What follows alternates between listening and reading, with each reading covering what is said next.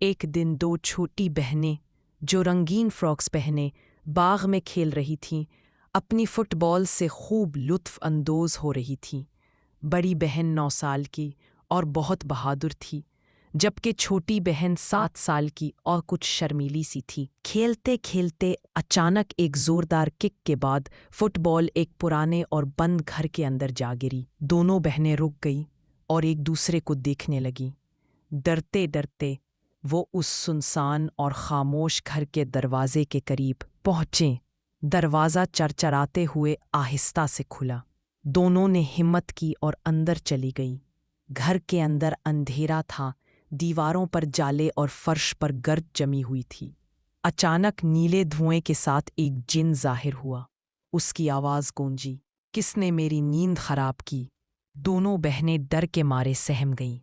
چھوٹی بہن بڑی بہن کے پیچھے چھپ گئی اور بڑی بہن بھی حیران و پریشان تھی۔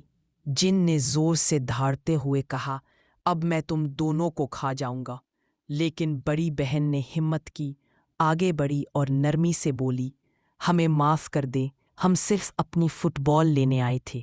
پھر اس نے اپنی جیب سے ایک بسکٹ نکالا اور جن کو پیش کیا۔ جن نے بسکٹ سونگھا، پھر مزے سے کھا لیا۔ بسکٹ کھا کر جن خوش ہو گیا، اس کا چہرہ مسکرا اٹھا۔ اس نے فٹ بال واپس دونوں بہنوں کو دی اور نرمی سے بولا، "چلو جاؤ اور آئندہ خاموشی سے کھیلنا۔" دونوں بہنوں نے خوشی سے شکریہ ادا کیا اور باغ کی طرف دوڑتی ہوئی واپس چلی گئی۔